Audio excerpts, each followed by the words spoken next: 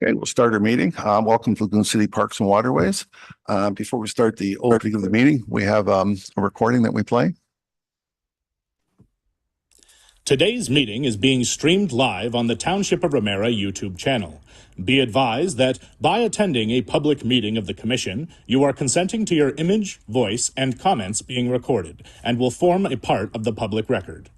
The chair, CAO, or secretary have the discretion and authority at any time to direct the termination or interruption of live streaming in exceptional circumstances where the content of the debate is considered inappropriate to be published. Attendees are advised that they may be subject to legal action if their actions result in unacceptable behavior or comments. Thank you, Ashley. The adoption of agenda. I know it's the first time I've heard this actually. Yeah, it sounds like I'm at Walt Disney World when you hear that. Yeah, but it's well done. The adoption of the agenda, the recommendations that the Lagoon City Parks and Waterways Commission dated May 16, 20 adopted is presented, put on the floor. Deputy Mayor, second by the Commissioner Shoesmith. All in favor? That's passed. Adoption of minutes of April 18, 2024. Recommendation that Lagoon City Parks and Waterways Commission minutes dated April 18, 2024 be adopted as presented. Commissioner Mason, second by the counselor. All in favor? Okay. Anybody have any disclosure of pecuniary interests? No? Anybody? We're going to be going into the closed session now.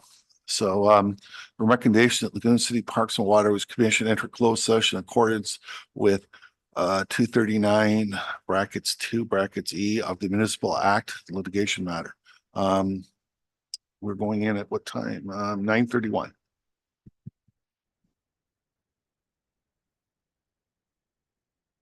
So you'll let me know, Ashley?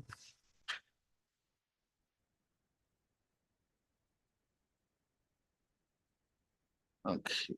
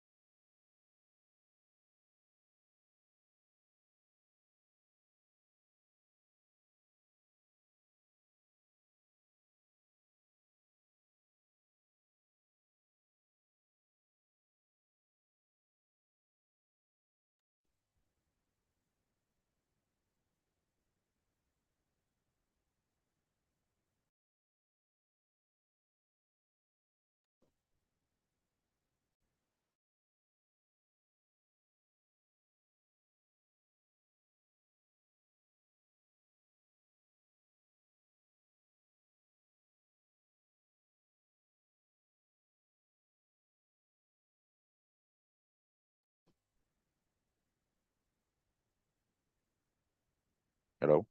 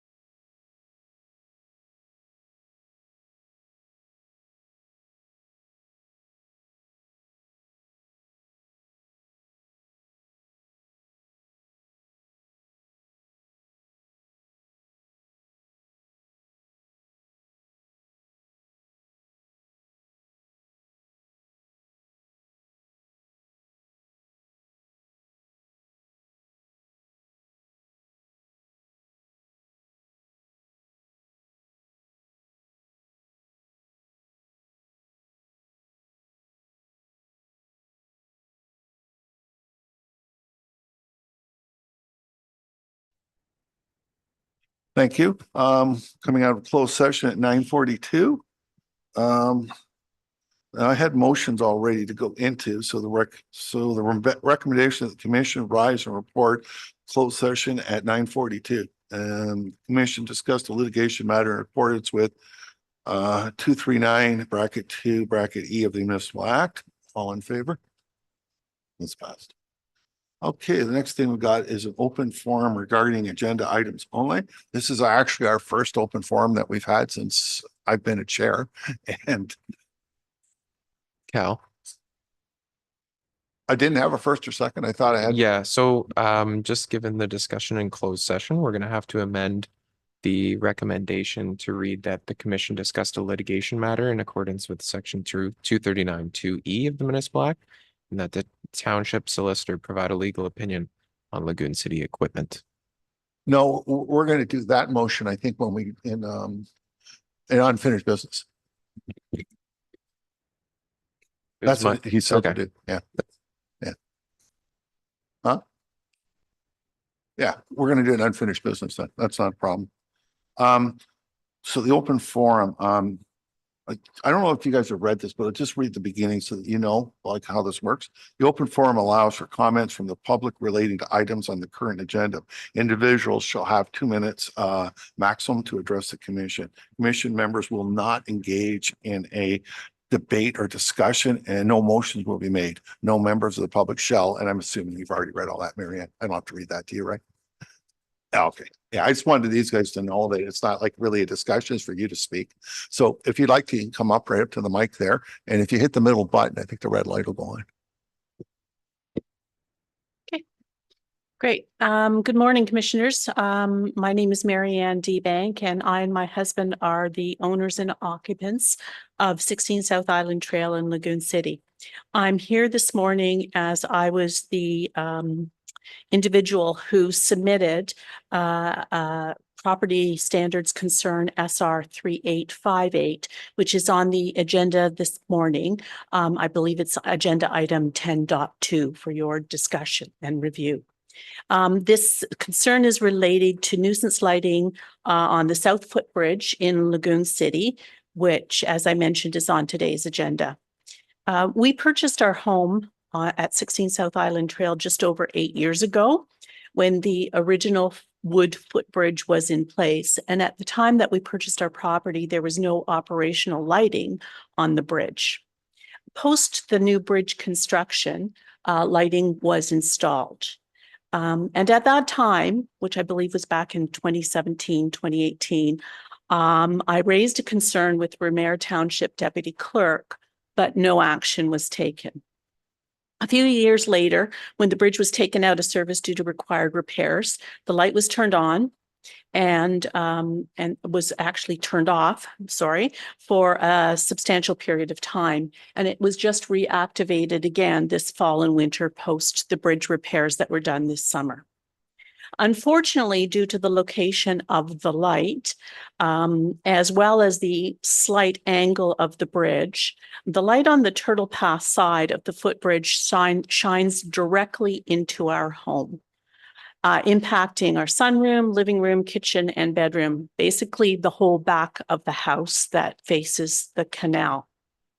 The light is timed to be on from dusk until dawn, which, dependent upon the time of the year, can be up to 12 hours. When Ramara Township implemented the nuisance lighting bylaw in March of this year, I hoped that this would be the lever to get this issue addressed. But I have been told by Ramara bylaw enforcement post my submission of report of concern, which was done on April 5th, that municipal lighting is exempt from this new bylaw. And therefore, they cannot do anything unless directed by the Lagoon City Parks and Waterways Commission, who's responsible for the footbridges. Although I understand the need for safety for the bridge users, I feel it's unjust that we, the adjacent property owners, must continue to be significantly inconvenienced by this light, which negatively impacts our quality of life and the use of our property, having this constant glare into our home from dusk until dawn, 365 days a year. for the odd occasion when someone wishes to use the footbridge after dark.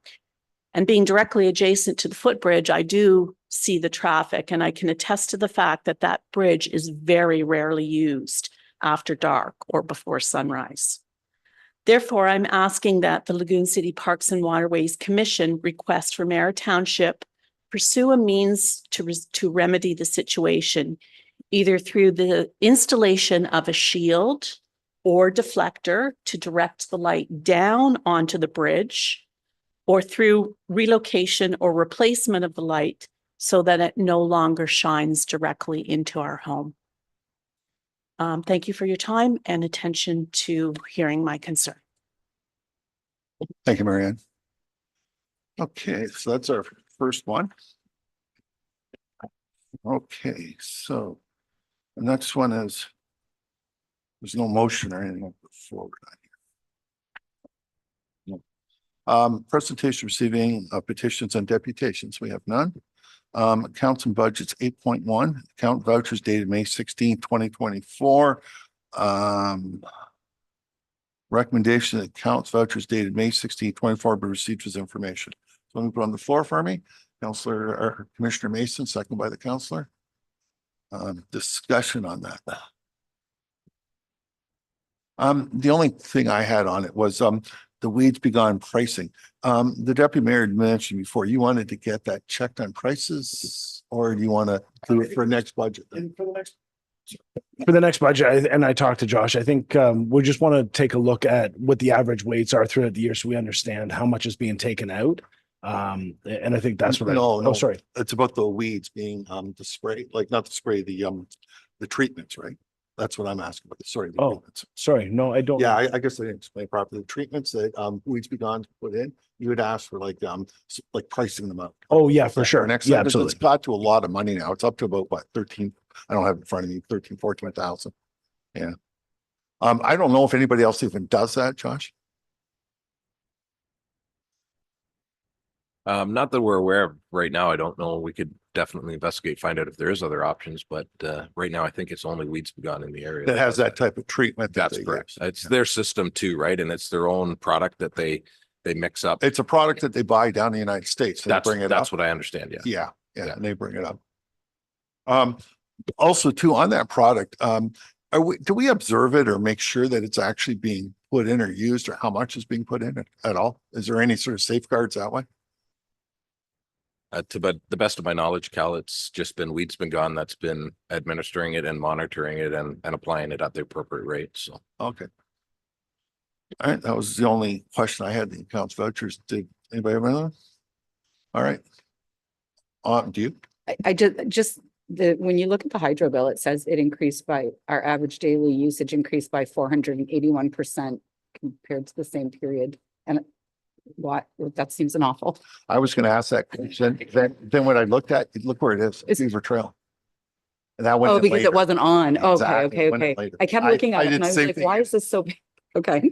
I had the same question, then I saw that, I marked it off. All in favor? That's passed. The next one is budget to actuals, April month report, recommendation of the budget to actual reports dated May 16, 2024, but received as information. On the floor, the deputy mayor, second by Commissioner Shoesmith. Discussion on that. Counselor? I just have one question, actually. We still have 20,000, I think it is, in the budget for legal fees. And I just kind of want to do a double check and confirm on our legal fees. There was always discussion around the Shorewell litigation, and it is a township bylaw. It's not. So therefore, that litigation should be assumed by the township, and that conversation goes back a few years to when former CAO Pinsent was here. I recall. I think that's the time frame. And so I guess I'm wondering, how is the Shorewell litigation being charged? I think that's a question for Zach, if he's still listening. Zach, Yep. you still is? Yes, I am. Thanks, Councillor Bell. I would have to look into it. I'm not 100% sure where it's being charged. There hasn't been a lot of activity for legal fees, as we've been sitting and waiting. So I may have to go back a couple years to check it out. Okay, and so I guess, do we need a motion that is requesting of you to prepare that for us for the next meeting?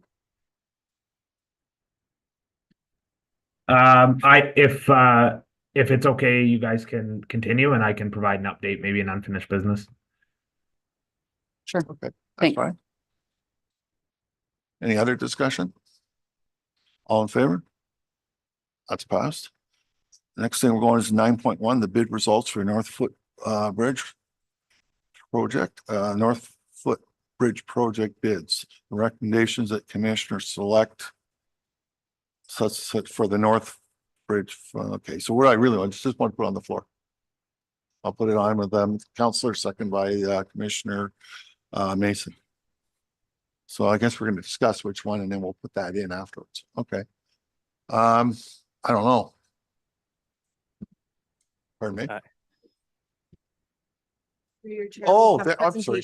My apologies. I didn't see up there. What is your name? Edwin. Edwin? Okay.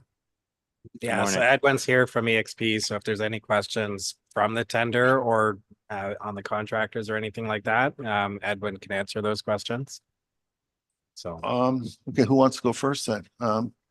We'll start this way then, because there's both hands here and then we'll come straight across. Okay, thank you. Councillor. I mean, I guess the glaring big question is the discrepancy between the different bids, one thing, but moreover, the pricing that we had received in the reports was the $740,000. So now we're seeing one that's 343, but then we're seeing one that's 917, and I'm just, the 343, I don't understand how it could possibly be so low.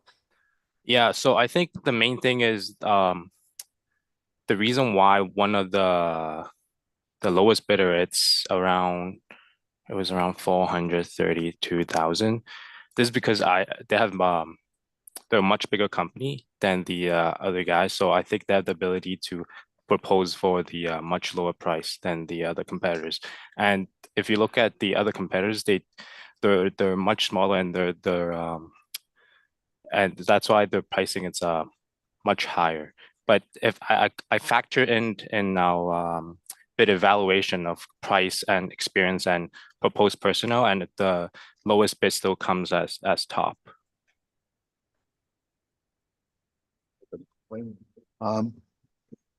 So you're comfortable with this company called Stinson Piling for 343? Sorry, no, we're proposing Bront. You're proposing the 439,910. Correct. Quantity Construction. Yeah.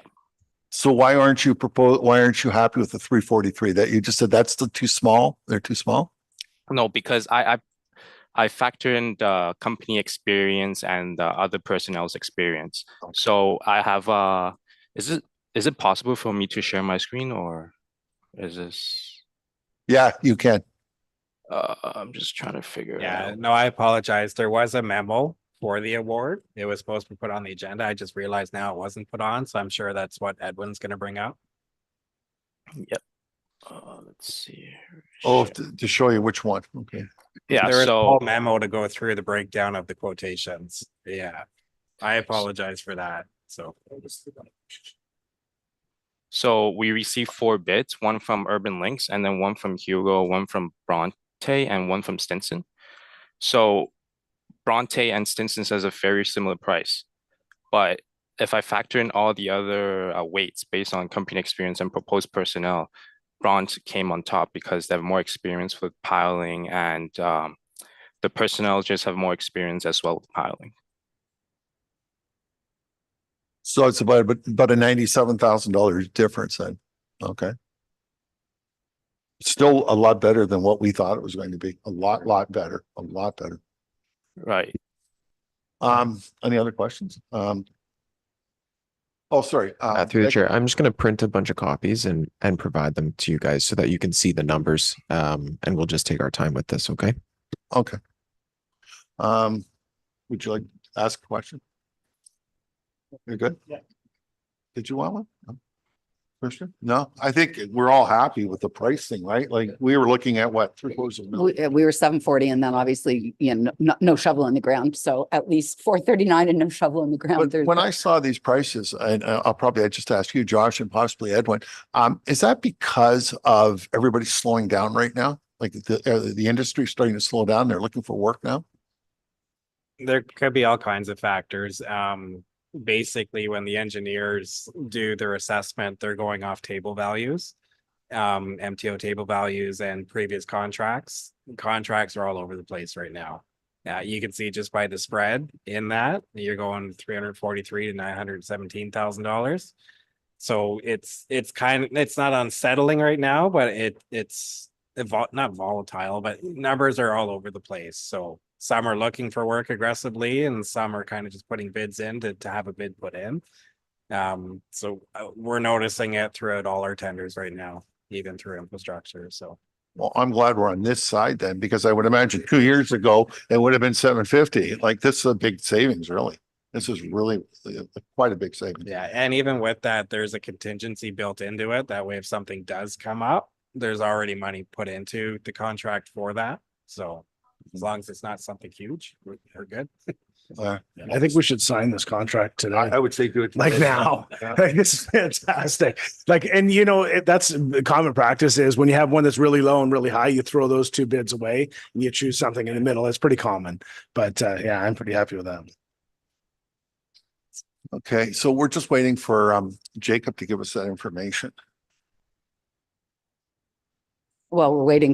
We may as well have some other, do we have ideas on timelines maybe too then? While we're, Edwin, did you want to answer that or did you want me to? Josh, is there a proposal on you guys' end? No worries. Yeah, I'm trying, Jacob. We're still awaiting the permit from LSRCA. It should be any day now. We do have a proposed start date of July 15th. That's basically the in-water work date for Lake Simcoe. So we're hoping, as long as everything lines up and works out, to have a start date July 15th. So. Okay.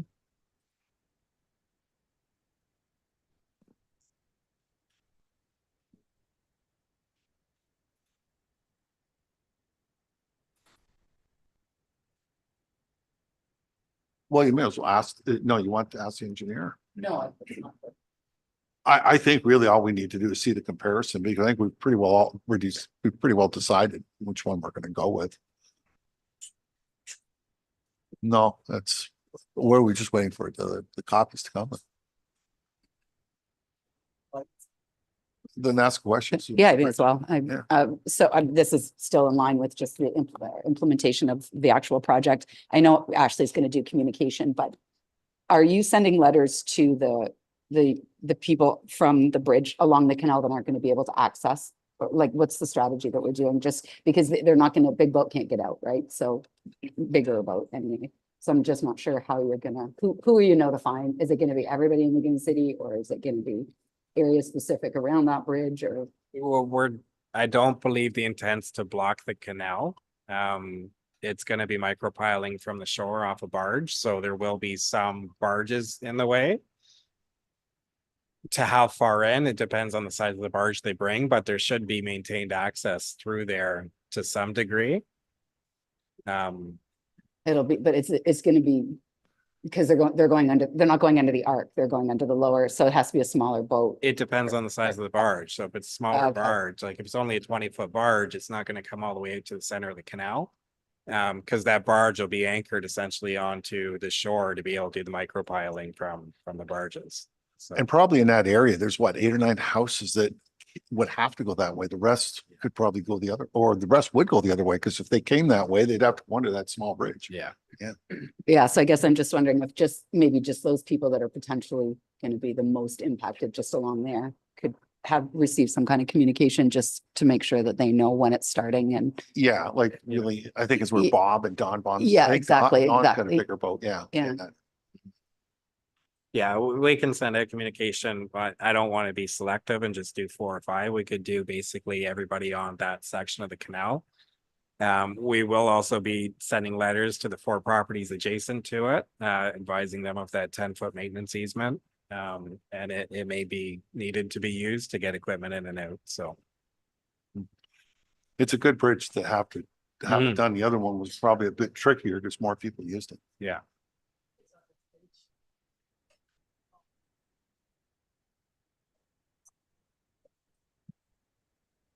Oh, this is one.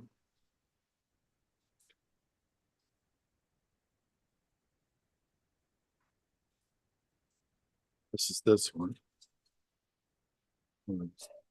There's no way I'm gonna be able to read all this right now.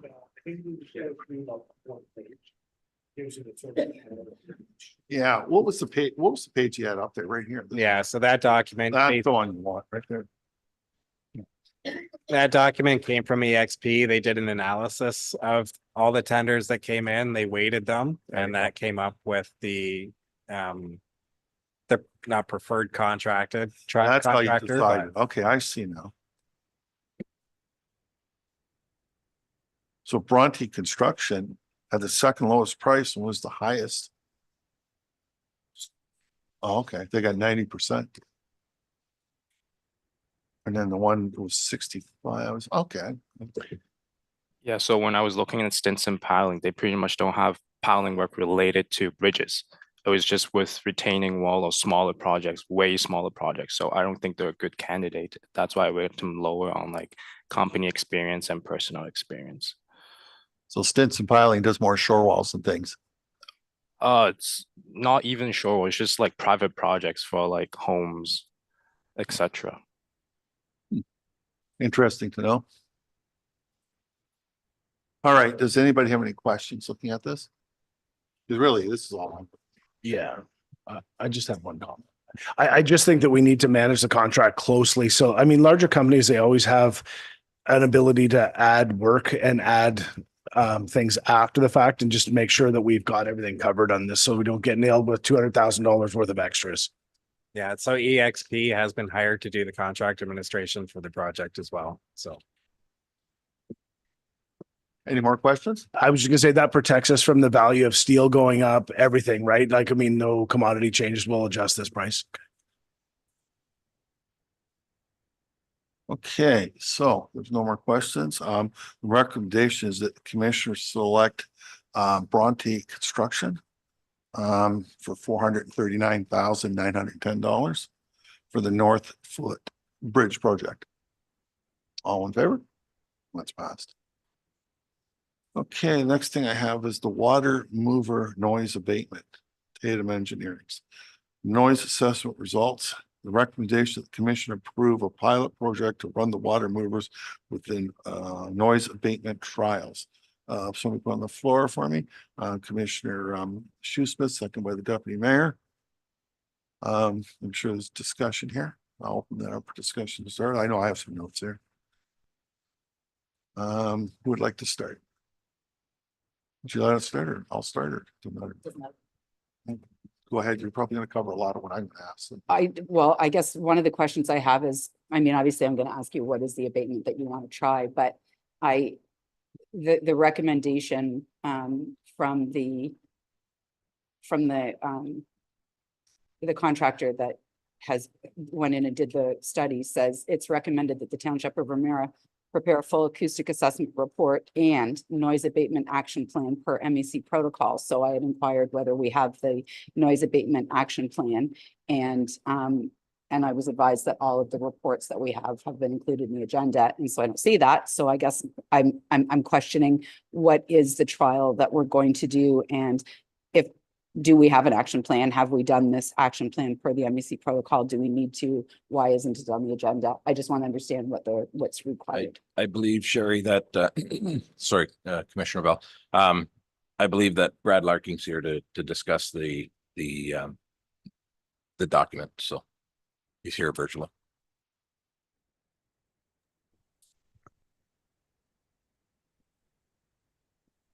Good morning, commissioners and staff. And what is your name? Sorry, Brad. Yeah, my name's Brad Laking. I'm a group leader and senior engineer with Tatham Engineering in Aurelia. Thank you, Brad. So sorry, just to understand the question, I had prepared kind of a brief run through of the memo if we want to do that, but specifically to the question. Well, I didn't realize you were coming, so why don't we yeah, I didn't know you were coming. So if you wouldn't mind just going through what you're saying, and then we'll have questions afterwards that you planned on talking to us about. Certainly, yeah, I Yeah, can do okay. that. Am I able to share screen here? Yeah, Yes. yeah.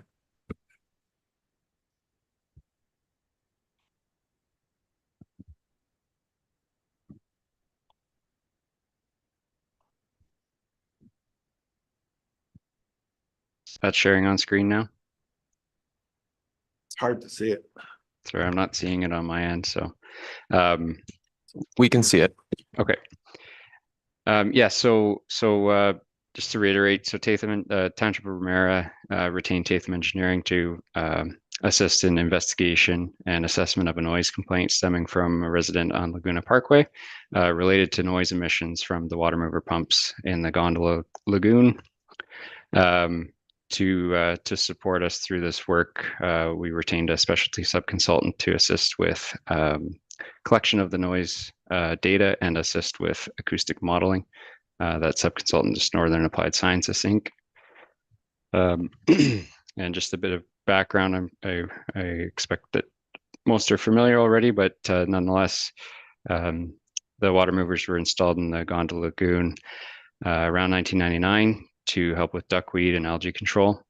And there's two locations where they're installed, are referred to as the South Water Mover, location number 1, adjacent to 11 Laguna Parkway, and the North Water Mover, location number 2. And here's just a photo of the water movers in place. In short, the water movers are submersible jet aeration pumps mounted to a floating frame, which is then anchored to the bed. Those pumps run in an effort to provide some water circulation through the lagoon, or through the canal, rather. Our understanding is that those are typically installed late in the spring, removed in the early fall. When they were initially installed, they were set up to run 24 hours a day, which is when they provide the best function in keeping water moving through those areas. We further understand that the operating hours were scaled back at some point in the past after receipt of some complaints from residents. And most recently, those were running 7 p.m. to 7 a.m. And then that operating schedule was further adjusted based on the water quality and weed growth in the area. In 2022, those original pumps were reaching end of life, and they were replaced with the same model pumps as the original ones. As again, yeah, those original pumps had reached end of life. There was a complaint received regarding the noise emissions from the water movers, suggesting that the new pumps were louder than the prior installation. And so in response to those noise complaints, the township halted operation of the water movers altogether. So the purpose of this study in particular was simply a data collection exercise where we visited the site, undertook some noise measurements with the water movers operating. And then further to that, that data was collected and used to support development of a noise model, or an acoustic model rather.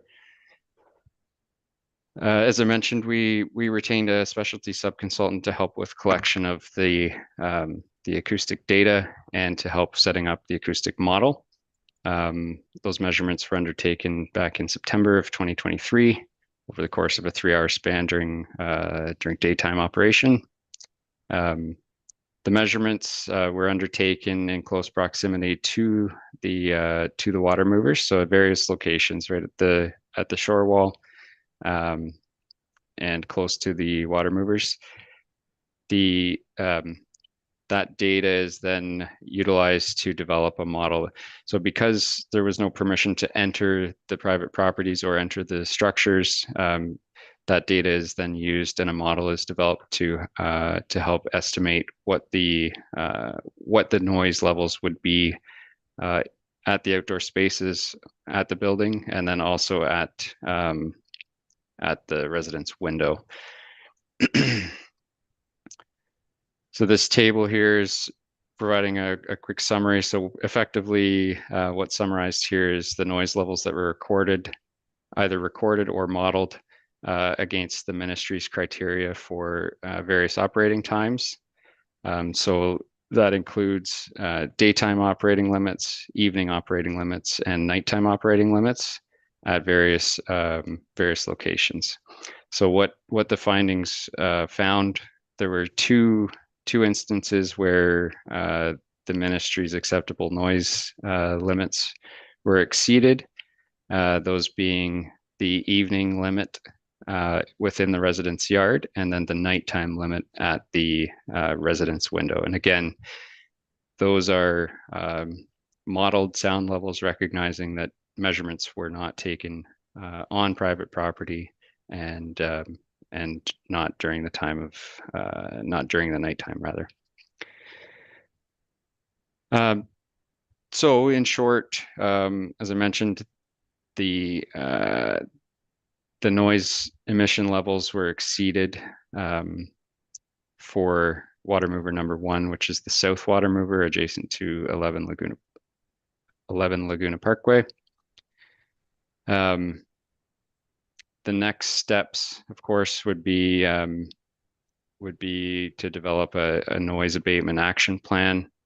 And I sort of reiterate, these the noise movers are not an off-the-shelf product. They're very much a custom-built piece of equipment for this specific purpose. So there's not an obvious solution here, and that's why the noise abatement action plan has not been developed yet. So that would be part of the next steps of this. And as the summary makes recommendation to, is we're proposing some mitigation measures. It's unfortunately going to be a bit of a trial and error approach. What our noise engineer and our subconsultants and some of the suppliers that we spoke with are thinking is that the jet pump is obviously the source of the noise, but due to the way that this functions as a whole, there's some vibration that's being exaggerated through the frame and through the floats. Again, with that being sort of a custom-built piece of equipment, it's not something that we can go to a supplier and say, this piece of equipment is exceeding the acceptable noise limit. What is the fix? There's unfortunately just not a clear-cut solution to that. So that's why the recommendation is to do this pilot project in an attempt to see if that can help reduce the noise.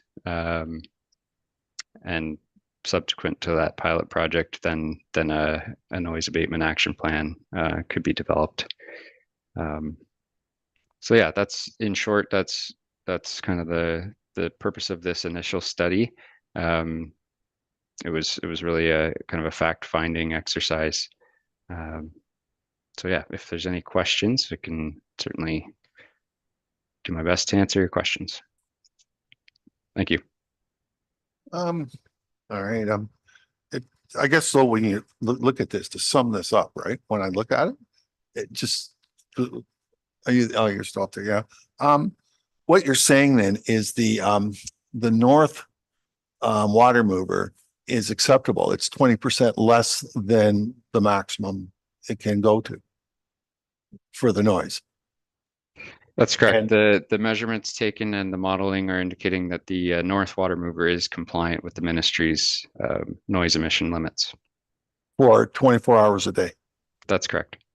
And then the south one, I guess you're number 1, that is not compliant at night, but it's compliant during the day. That's correct. So again, that's recognizing that, of course, during the daytime, there's other ambient noises. Therefore, the the acceptable limits for noise emissions are slightly higher during the daytime operation. And also when you were doing it, I saw you add 5 decibels to it for some reason. What the purpose is that? And I guess the word tonal comes up. Would you explain that to me too?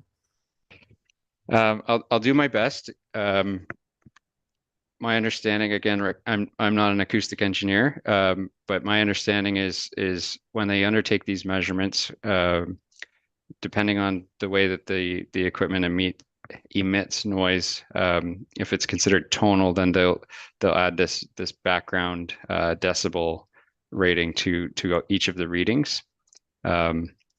Again, I would have to seek clarification from our sub-consultant who undertakes the acoustic measurements as far as why that is undertaken. It's something that's mandated by the procedure that the ministry issues. So if a piece of equipment is emitting noise that is tonal in nature, then that's added on to the measurements. So they add 5, I think is what I read. Yeah, they 5 5 decibels. to all the measurements. Yeah. Because when I was looking at it, a bird was louder than the pumps, which kind of threw me off a little bit because I didn't think birds were that noisy. Yeah, I mean, the other thing you need to consider too is how close this other background noise was to the microphone. Obviously, if you've got something that's emitting 50 decibels, but it's 20 meters away, a bird or a car or a dog barking in very close proximity to the microphone is going to retrieve a higher rating. And my last question is, what was it? It says here we're not allowed on the private property. So all of that would have been private property. So where were you actually taking the readings from? Let's scroll down here. And I'm not sure why you weren't allowed on private property there, because we could have got permission to get them in there. So here's the measurement locations. One was taken on the south side of the canal and one on the north side. South side, north side. So this is for the south water mover location. Okay, I could see the south side. All right. So you weren't. And then the noise is modeled to the face of the building, and I believe that's typical procedure. Like, if in the event that there was permission granted to enter this particular unit, I mean that there's still a benefit to creating a model, because what that model allows is to estimate the noise emissions at other locations rather than just specifically at this unit. So you're saying that you weren't in the houses, you were on the outside of the houses taking it, then you're actually correct. So the okay. measurements that are summarized in the tables, so the ones that are exceedances are at these points of receptors. So those are modeled data points, recognizing that the microphone was not set up either on the porch or inside the unit itself. Okay. All right. That makes sense. Yeah. So they use the data that's collected from the 2 actual measurement points, and then that data is used to calibrate a model, which then helps to estimate the acoustic emissions at the other recepting points.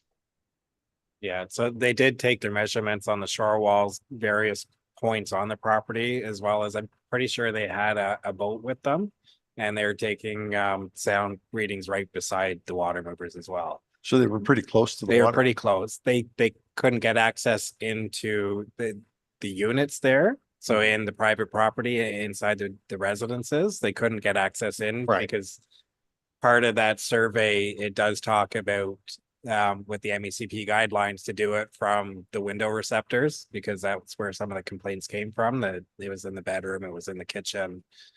The contractor just couldn't gain access into the house to get those points. So we're gonna start. Okay, we'll start with sharing. We'll go down there. Let's share. Then we'll do Bill, and then we'll do. Go ahead. Sharon. Thank you. So my question is kind of, we're not there yet on part of it, but it is part of it would be relevant right now. So I guess I want to understand how much, what is the cost going to be to do all these trials? Because it's possible we have a budget to look at an actually a different kind of solution. So I want to understand, does it make sense for us to go down this road and what costs might be associated to this versus do we just stop now and look at those other kinds of options? And I know we Sure. haven't asked you yet to do the other options, but I guess I just want to get a sense of. No, that's fine. Yeah, so what had been contemplated, and again, this is just based on some discussion with our acoustic subconsultant and with some suppliers, and discussions with staff, Josh and Chris, was because of the expectation that what's happening is the floats or the frame are actually amplifying the source sound, was to implement some vibration isolators where the pump physically mounts to the frame. And the hope would be that those vibration isolators would help mitigate how much sound is actually amplified.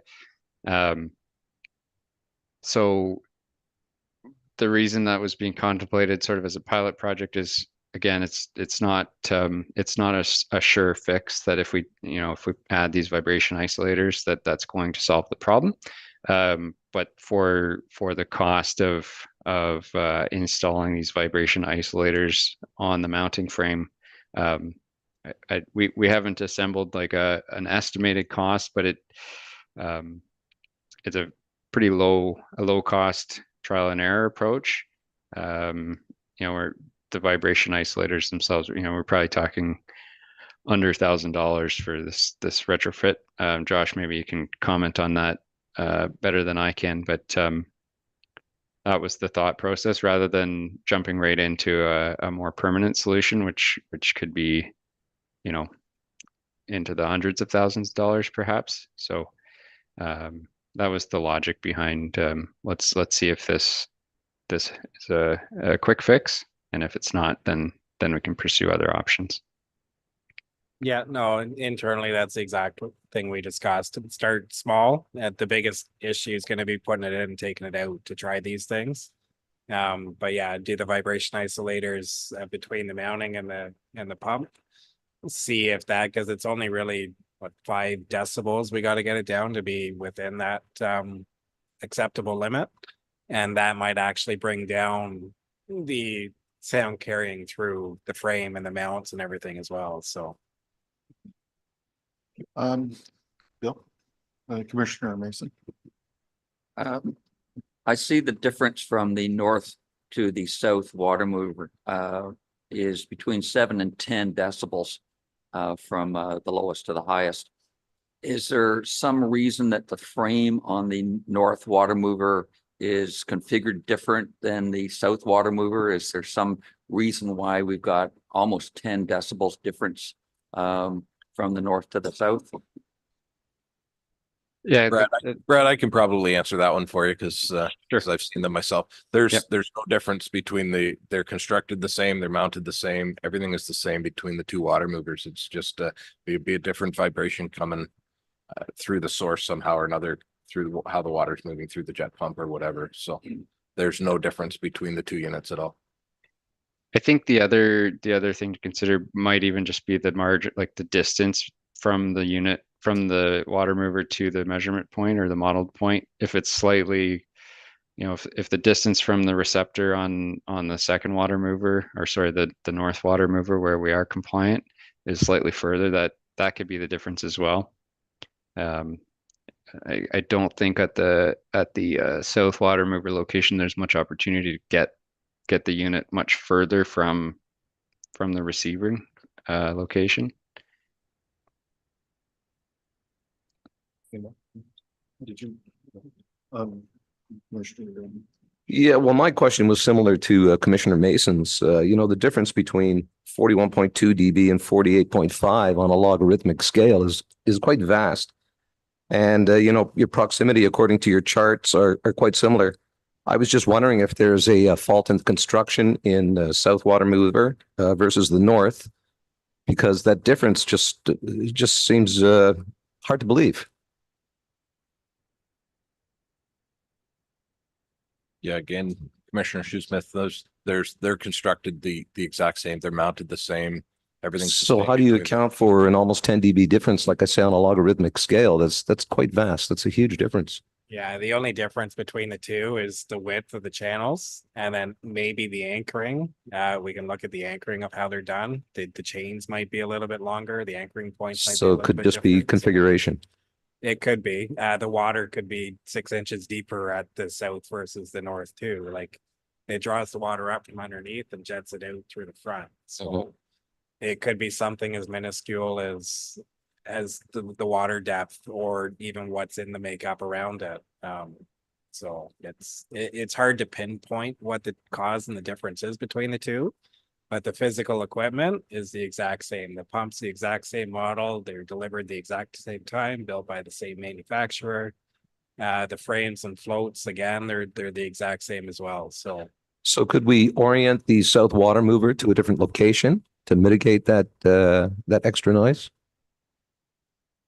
We could, but we get into the anchoring points. So it's not just a simple 45-gallon filled drum filled with concrete thrown over and anchored. It's an engineered block that anchors these in. We found that out based on the drawings that Tatham did have when they originally went in. So it's bringing in a contractor with a crane essentially on a barge to get it put in the water to move them. It's not an easy feat to move them around. The other thing you got to look at if you move them is how you're going to power them.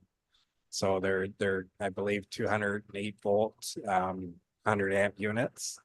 So it's not a special electricity that comes in, but we'd have to find a location that hydro would permit to put power to. But if you say it's something very minuscule, maybe it'll just take a minuscule reorientation to It change could, that. but to move the anchoring points, I need to bring in a crane on a barge or an excavator on the barge. And the issue with where we are, it's two low bridges that I can't get equipment on a barge easily through there. So To follow up on your question, I know I was wondering when I looked at it, would it be because of the shore wall on the far side, like we have a shore wall on both sides, it'd be ricocheting off the concrete to make it louder? it could be, it could be anything. Where the south one is mounted, there's only the one shore wall on the north side. But yes, the water does jet towards the shore wall on the south side of the canal there. Right. So here's my question. Could we switch the water movers and just change them and then see if there's a difference? We could. I just have to rewire them because they are the electrical cords, the umbilical cords essentially that power them are specifically cut for the positions. But it would solve the problem right away. Then we know if it's the pump or the area, right? It would solve one issue, it moves the other. Right. So, but right now our issue is right now we can run the north one 24 hours a day. And the south one we can run during the day only, not at night. So then at least we can get them in, I guess, and then do this abatement, because I still think we should do it. And if it works on one, we'll put it on the other one too. Yeah. Like if we're going to be doing trial and error, I think we leave the pumps where they exist because we can do the adjustments more easily at the south water mover just for proximity to our park and access to get it in and out. So And so if we're doing tests like that, do we have some sort of monitor that we can test before we spend the money once we feel that we want to bring somebody in to look to see if what we did made a difference? yeah, I have an audio meter through infrastructure that we use on the equipment. So we can do some internal tests if we want, or we can bring Tatham or their consultant. So what we can do then is we can put them back in, we can take a test in a certain area, then we can do these modifications and experiment and see if there's a difference. Yeah. Okay. Did anybody you wanted to talk to the staff? I want to speak to the project, but no, I don't need Tatham to stay. So I don't want to take any time. Does anybody have any more questions for, who was it? We know Brad? Brad. One last observation. I think the idea of having the buffers on the frame, I think that's a very good start, and that very well might resolve the issue. So I think that's a very good start, and probably I would suggest that the likelihood of that working probably is the high 80s to 90% likely.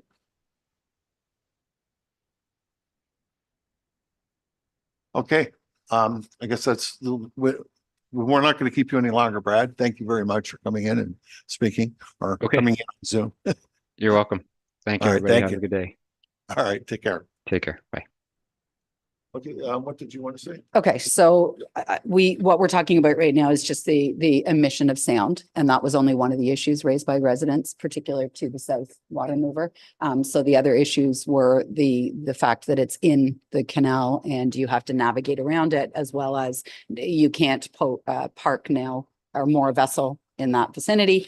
And then the aesthetic piece of it, right? So when we went through these discussions last year, we did set aside a substantial amount of money, over 100,000. And that was 150, in fact, I believe. And so part of that was to be able to facilitate a study as to what other methods we could use to solve the problem that would solve all four pieces and not just the sound emission. And that was actually where we were in January of 22 or 3, I guess. So, and then, so we deferred talking about that and said, let's get this report back. But so what we've heard is that, yes, the South Water Mover does have a sound emission, but that's only one piece that confirmed that for us. But what we haven't talked about yet is it desirable to leave the South Water Mover there when we have already budgeted for the options to do other things? And I'm not saying we would necessarily implement something else, but I want to go back to where we were in that January, that we were going to at least allocate the funds that we've already put away to do the investigation, to find out what other options do we have, that we could potentially just not have a South Water Mover there and not have that, all the other three issues still being of concern for the residents. And it's not just the residents who live beside it, it's also anybody who's navigating the channels and wants to go cruising past that direction for whatever reason. So back then, the conversation had been around, yes, it would be worth our time and effort to do the report. And I'm going to advocate that we still do that today so that we can answer all those resident questions and concerns. If the report comes back and it's far too much of an investment, we talk about that then, but we won't know if we don't do the report and find out what are the options.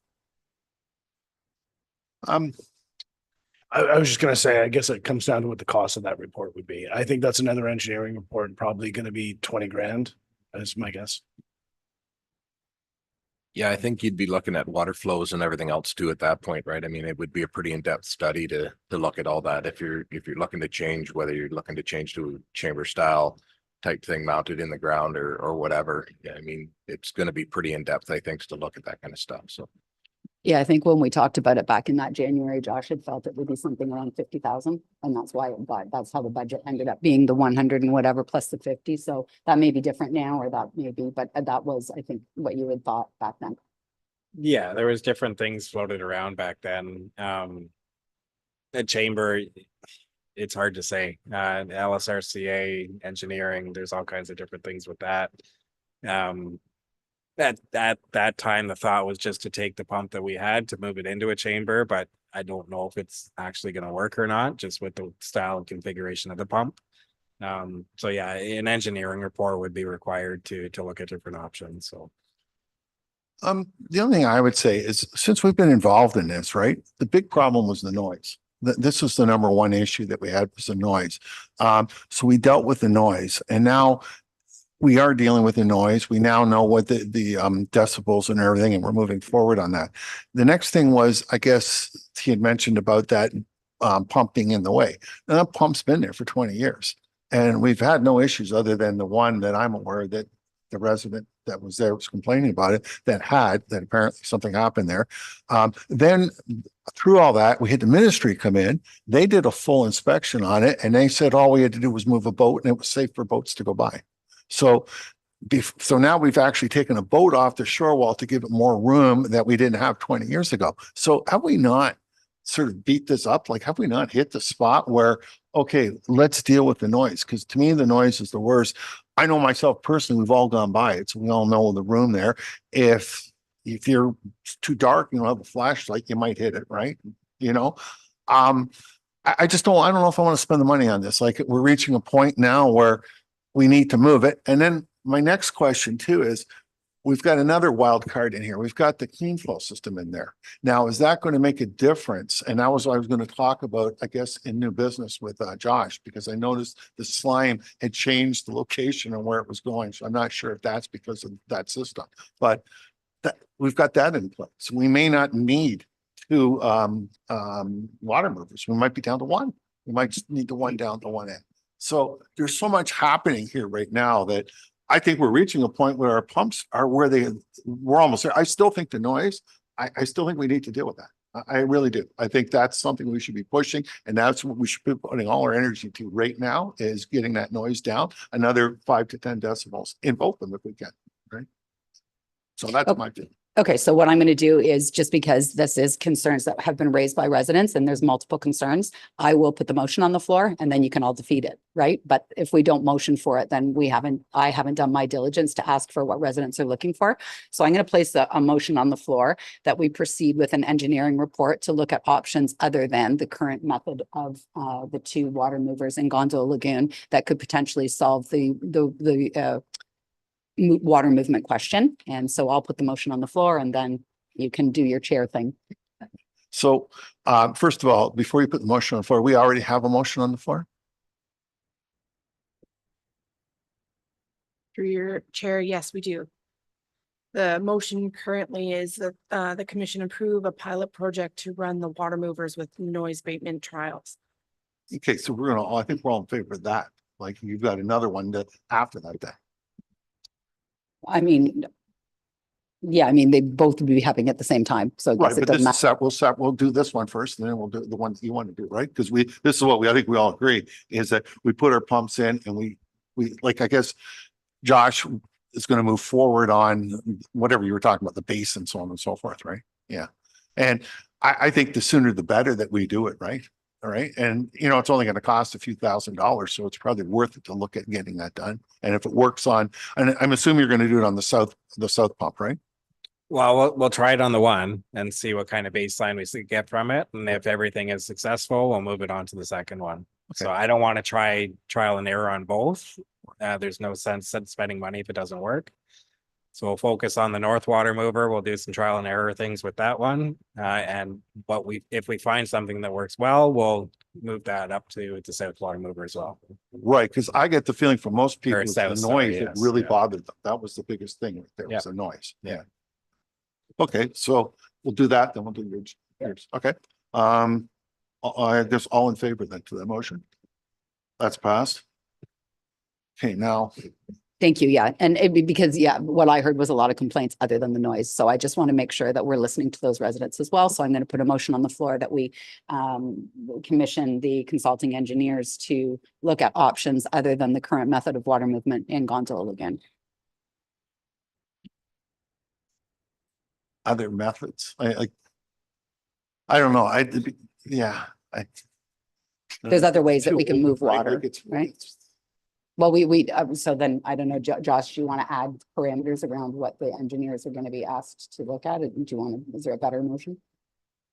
No, I think, oh, sorry.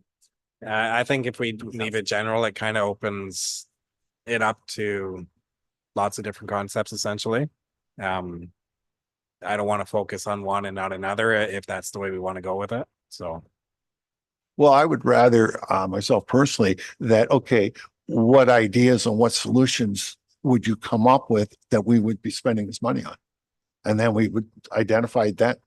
That's what I'm asking for. What kinds of solutions Right. are? So I don't want to be spending money with engineers going out looking and all that. I'd like to get some info from our infrastructure. coming Yeah, so to us. back in January, we talked about moving the pump into like a pump chamber, redirecting the flow possibly underneath the road. Different styles of pumps possibly. I forget what else. There was three or four things we talked about. Those are the only two at the top of my If I head. remember correctly, they were very expensive too. And you're talking chambers and you're talking Yeah, hundreds no, of thousands. they're not going to be cheap options really. So. Right.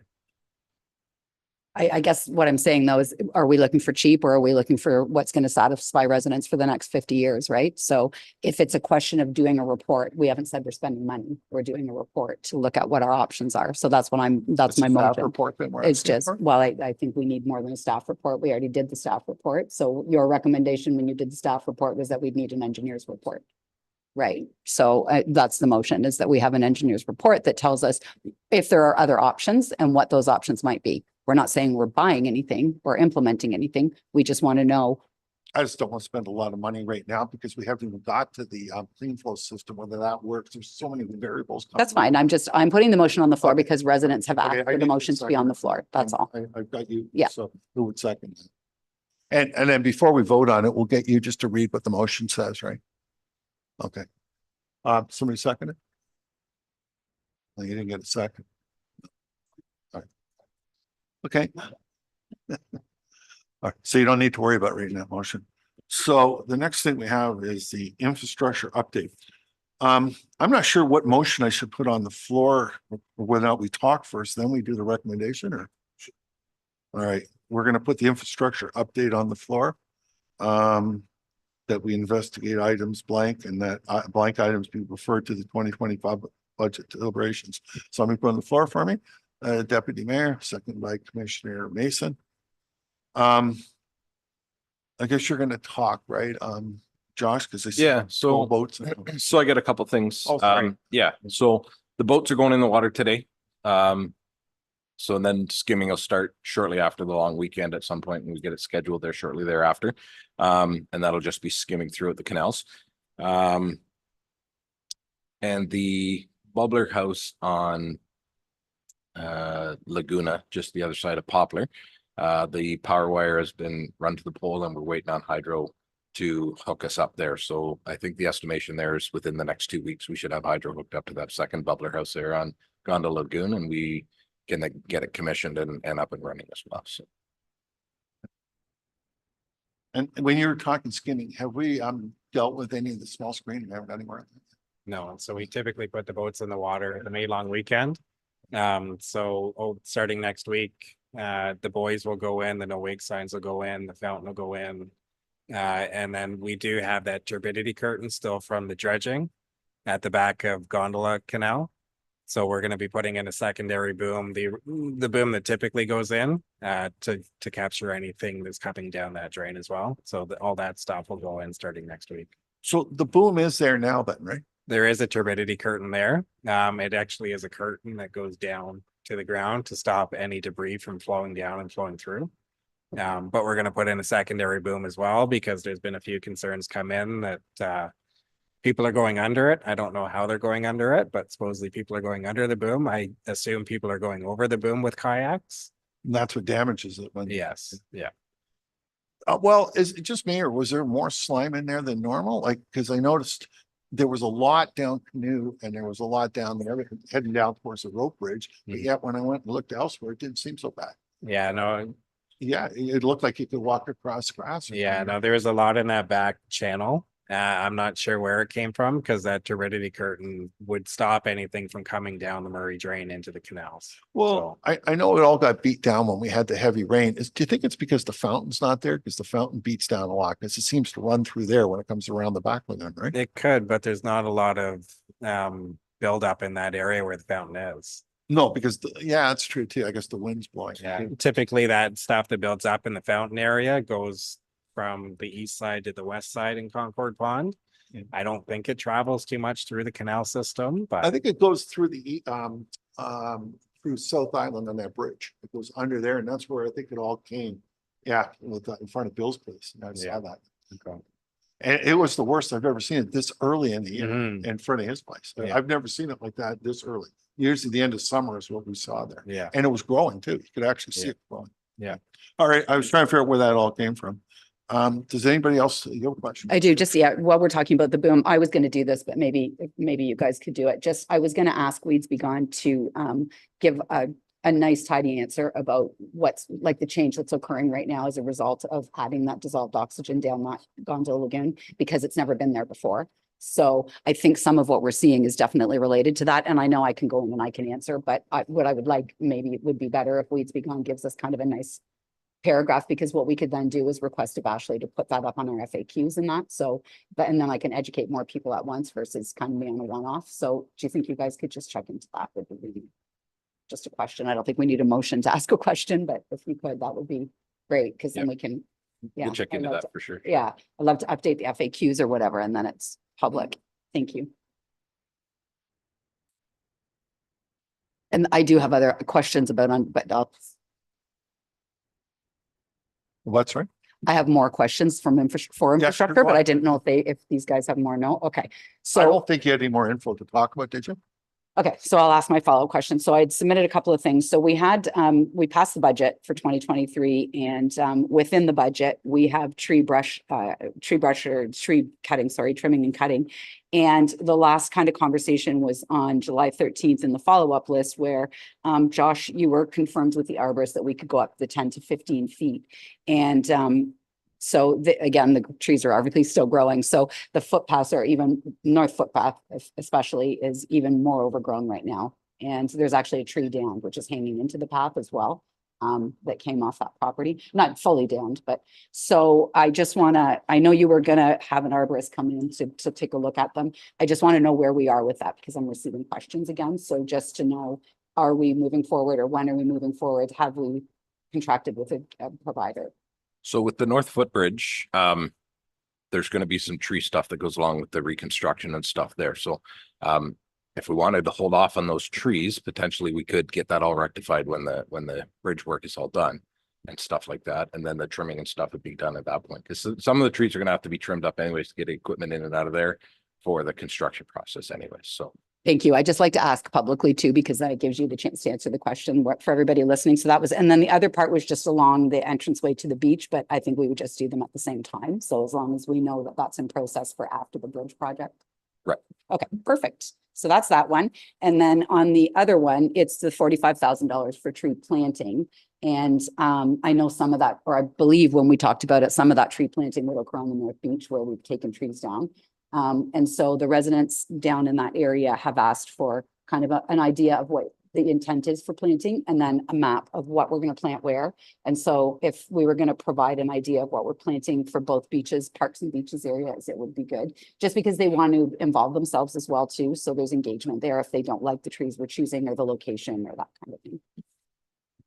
So I do have a meeting set up with the LSRCA. We're trying to join in with the LSRCA to a program to have trees planted throughout the township.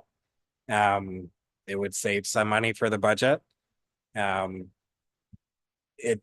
plant more native species, so it's not really open to public for comment on what species and what gets planted where or whatnot. They have people that this is what they do. They pick the best spot, they pick what's best for that area. We're not sure if it's going to fit within the two beaches, but that's what the meeting's for. We're going to look at multiple properties throughout the entire township. And if we can make it work, we'll make it work. And if it doesn't, then we can come back to the commission with a plan of what we want to plant outside of the LSRCA. But I want to have this meeting with the LSRCA prior to moving ahead with any planting at this point. So Okay, perfect. Thank you. I appreciate that. So I'll request again too, that that's also part of the committee highlights for this meeting, because then those questions, it's easy for me to share them with the public. So just that's for Ashley. And then the very last one was on just tidying up the different clean flow houses and the areas around them. So I know when we talked about a plan for what would we do first, we had mentioned things like that old clean flow house on Laguna needs painting and things like that. So you were going to come up with a bit of a plan. No pressure, because I know this is a smaller ticket item, but just wondering if you're there yet, if you have some ideas. So I did actually take a pretty good look at that house. I think we can make repairs to that house, new roof on it, some painting and a couple pieces of wood and some door repairs, and we can make that thing look better. Of course, with the direction of the commission, we can certainly do that. The other bubbler houses, it's whatever you guys choose, or sorry, clean flow houses, whatever you guys choose when it comes in regards to that stuff, we can certainly look into and get some quotations on looking at getting that stuff done. So. Did you want to put a motion to repair them? Yeah, if you guys have already looked at that one as an initial, then that'd be great. We can get a start on.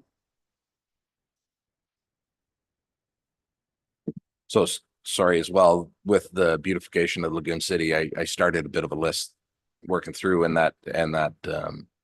the Weeds Begun house.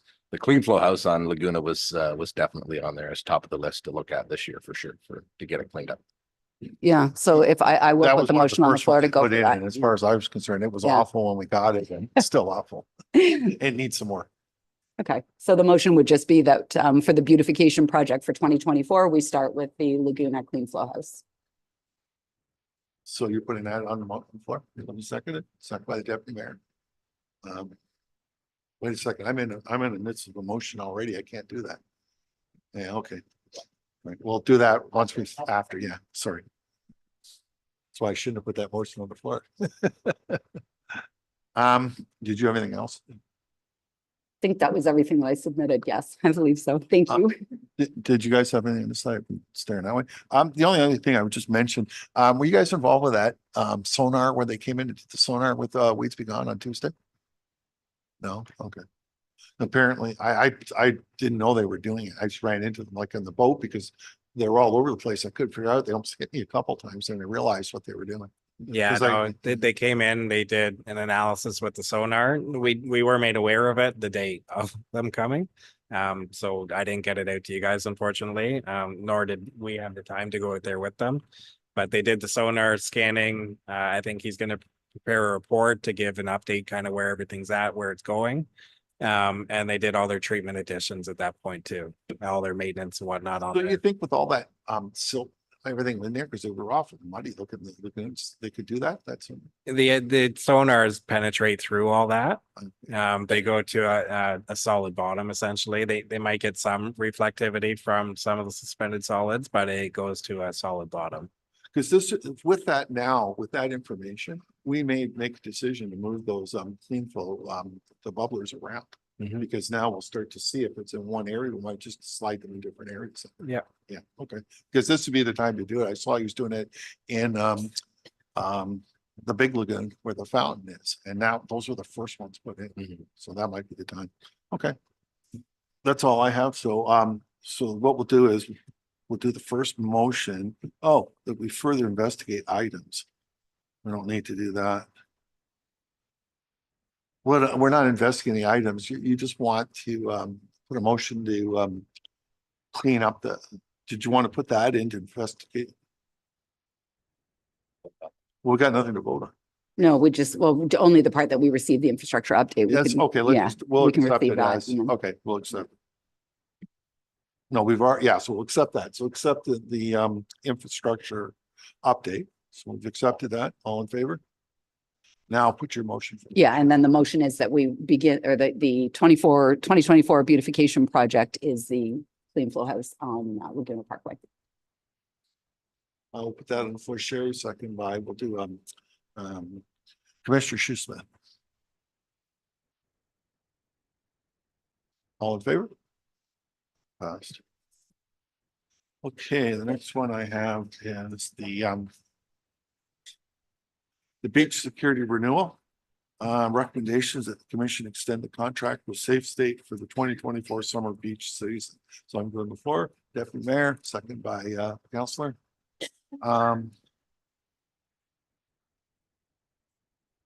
That's okay if you want to go get some water. I'll wait. Yeah. Yeah. I You know. guys want to take a couple minutes? Do you guys want to take a couple minutes break? Yeah, why don't we just break for a couple minutes? So let's break at 10:56, come back at the record. Or yeah, that's enough, everybody.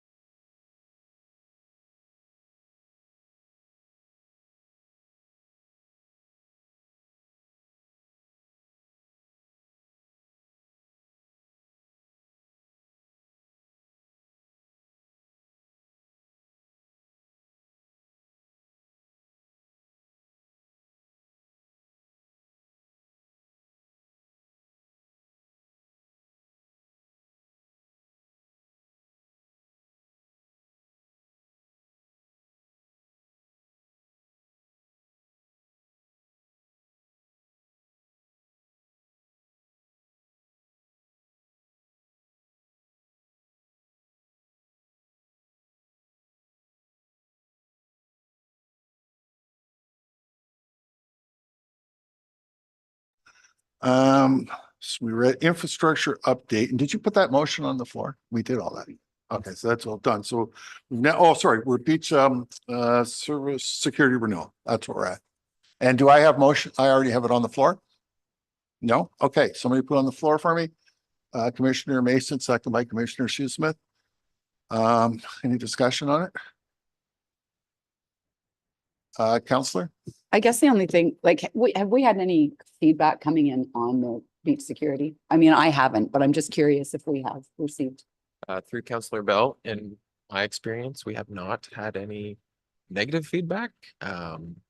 Any positive feedback? I mean, there hasn't really been a whole Okay, lot of yeah, comments. I'm just curious because I know they're not there obviously 7 days a week, 24 hours a day. So I just didn't know if we're getting any kind of, I have a little bit from Paradise because I know sometimes, but that really ends up being a police matter because it's trespass that happens overnight and things like that. So that's not really relevant, but I just kind of wanted to get a sense of whether we're hearing anything, just so we know that we're doing the right thing to proceed.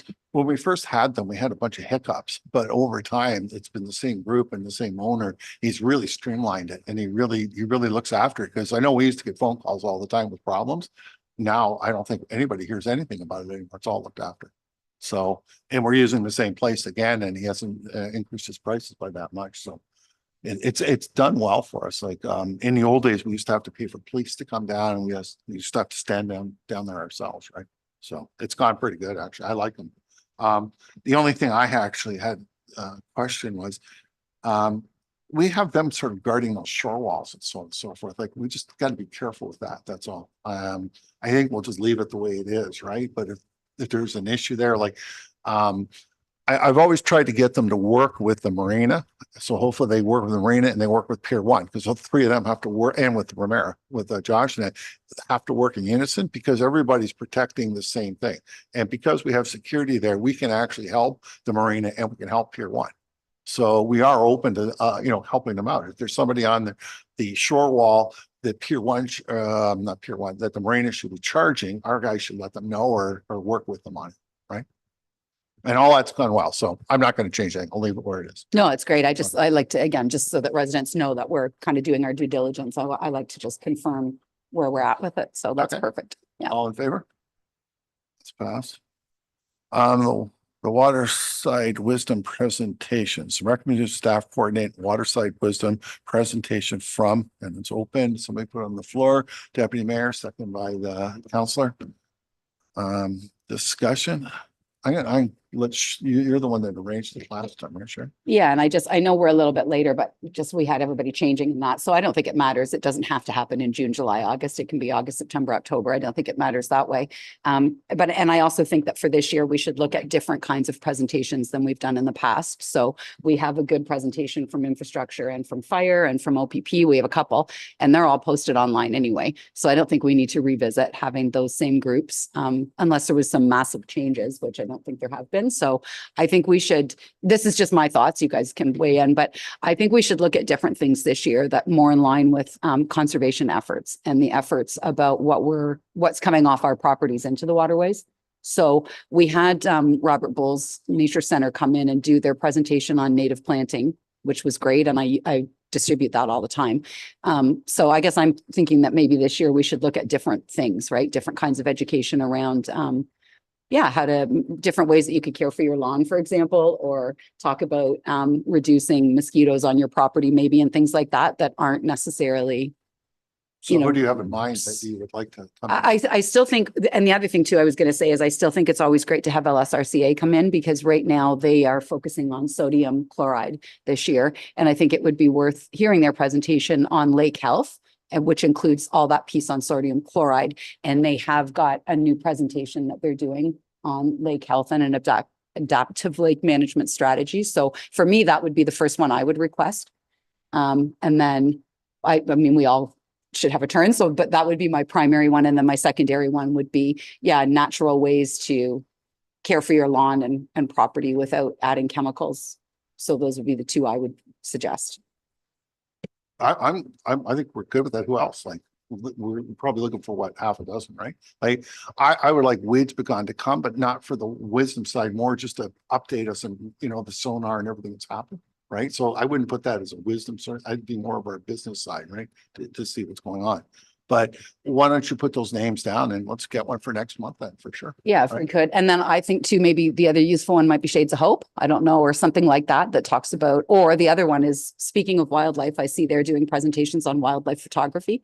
So that's kind of neat if people were. So I just think there's some value add stuff we can bring in that doesn't have a cost to it. But once we have those presentations online, they're available for residents all the time. So that's what I kind of like to do with Waterside Wisdom. I think it's a great idea. When you brought it up last time, I had the people here. It was phenomenal. It was really quite well done. So do you guys, does the commission have anybody that they would like, or maybe like Sherry know, right? Because we'll sort of let you head this up, right?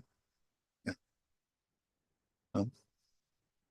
Okay, so is the motion then that do you want those, do you want specific names, or can the motion just be, so LSRCA, I don't know who might come in and speak to us about natural care of your property, so I'll leave that one. And then either Shades of Hope on rescuing wildlife, or Speaking of Wildlife on the photography series, whatever is, you guys can, you know, arrange over the next few months, or both, you know. Would you think of bringing somebody like, say, and I'm not saying Roger Selman, who knows all about Lagoon City and how it all started with lagoons, and discuss that? I don't know. What are we after here? Like, are we after, like, you know, I mean, he's got a lot of insight in that, or somebody else that's like that, that has the insight down there, right? Yeah, I mean, I don't mind. I think Well, I you're looking wasn't, for I was just people. thinking of more things, yeah, that are, you know, or invasive species would come in and talk to us about what not to plant so that we don't have invasive species Well, the creeping invasive into species waterways. would come from the one you have coming in. We could get them to talk about that. Yeah, they could. LSRC could Because talk they have a about lot that of too. info. But their lake health presentation doesn't address invasive plants so much. So Invasive Species Council would be more in line with the plants piece of it. So we've got at least 5 different options. And I think the thing is going to be scheduling. So I wouldn't want to say this one first, that one Well, second kind of thing. Could we even look for somebody that has lagoons like us and how they look after them? Like bring in, say, another municipality or something to help out? Oh, okay. I know where one is. We tried to find, me and Brad were gonna do a road trip to Miami to see how they do the water movement. Actually, the clean flow systems all through the area I live in Florida. They have bubblers everywhere. No, but what I was thinking more was there's a spot that's like us. It's just before you get to Windsor on the 401 there. And it's right on Lake St. Clair. I was actually looking there. There's a whole lagoon system in there, and you should actually take a look at, I'm off subject, sorry, but the bridges, how they do the bridging there. I'll give you the name of it later. It's a really interesting place. Anyways, okay, Sherry, sorry. No, Okay, so do you guys, does it need to be a totally specific each potential motion, or are you okay with these are options and then you arrange it that way? Through your chair, I just to be transparent, I just was thinking if we had the people or the organizations listed, but not specifically what they're going to be presenting. And then, so what I have here is that staff coordinated Waterside Wisdom presentation from LSRCA and Shades of Hope, and that staff request a presentation from another municipality with respect to their lagoon system. if we Something can like find that? one. Yeah, and then there's the option for Invasive Species Council and the option for Speaking of Wildlife for photography. So if we just, that way you've got lots of choices, right? And scheduling wise. And also in there, Weeds Be Gone, we could set up, but not for the wisdom, but later on, say maybe in September, October.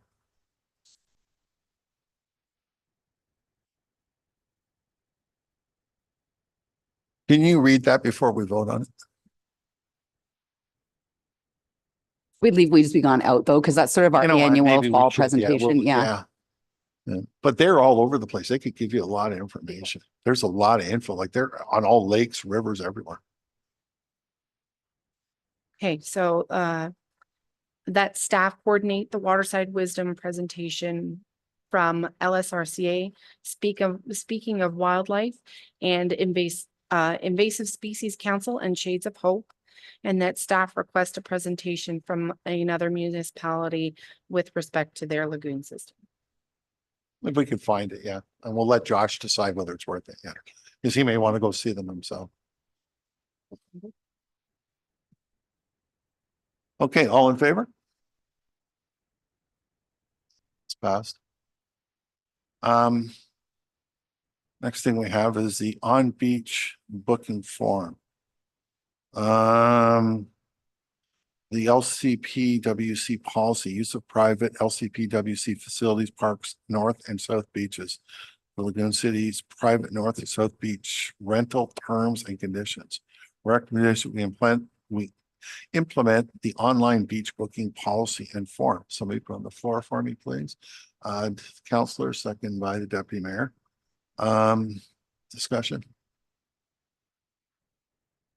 Yeah, I looked at it all. It looked good to me. I have a couple things. Oh, yeah. Yeah, under the purpose, the last sentence ends with just F. And I think it's meant to read facilities, parks, and north and south beach areas. So that's just a typo. And then in the easy for me, implementation, non-levy paying member, 4 and 5 seems to be out of order. And I can send this to you after, but it should be that before you get the liability insurance and all those things, it's come to the commission for us to approve the renter. So it's just out of order. So I did just rewrite, I'll read it so that, sorry, we can all hear it. So I said 4 would be, once the Lagoon City Parks and Waterways Commission secretary receives the form and the space is not booked, the secretary will forward the rental request to the next scheduled Lagoon City Parks and Waterways Commission meeting, wherein the commission will review and disapprove the request. Then number 5 would be, upon the Lagoon City Parks and Waterways Commission's approval of the applicant's rental request, the Lagoon City Parks and Waterways Commission secretary will advise the applicant of required documents to submit, completed form liability insurance, and signed terms of condition. Once required documents are received by the Lagoon City Parks and Waterways Commission secretary, the terms and condition will be sent to the organizer for review and signature. So it's just a reversal that we would approve before you would go through the steps of collecting all the documentation. That's all. Any more discussion? Did you get that information, Amber, from Sherry? Okay, all in favor? That's passed. Unfinished or new business.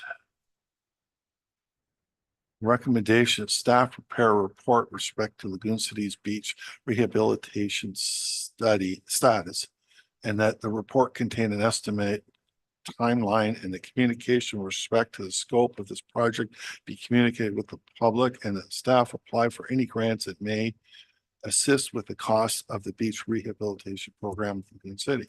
Somebody put on the floor, please. Commissioner Mason, second by Commissioner Schussman. Well, yeah.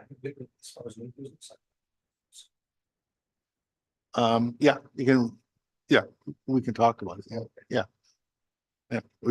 I'm just putting it on the floor now. Yeah, right? sorry. Yeah. I did. I do that all the time. I don't know why I do that. All right, hold on. Yeah. Okay. Sorry. My apologies. I'm gonna have to read that again. Unfinished or new business. But yeah, I thought it was that. I know. I thought we were going to tempo. I thought we usually do the things here first and then go to new, but Well, whatever. I'm supposed to go first on it, but yeah. Okay, we'll do the new business. Yeah, sorry. Amber wants Sorry. to. I suggest that we go through the items on the agenda first, and then we'll add new items afterwards, just Okay. because they're. So what I just noted. read, who's put that on the floor? You did, and so did Sue Smith. So Commissioner Mason, second by Commissioner Sue Smith. Discussion on that. Yeah. I just want, I- I just, the reason this is here is because we just were looking for an update. And then what happened was I just had been somewhere else and heard some stories about what really is going on here. So just for the transparency and accountability piece, that's why I asked for it, just so that you guys can actually speak to it in a bigger, kind of more fulsome way to let residents know what the beach rehabilitation really is, what the timelines are and all that kind of thing. That's where this came from, just for context. Because that kind of caused some questions about what, is it happening this year? Is it not? All that sort of thing.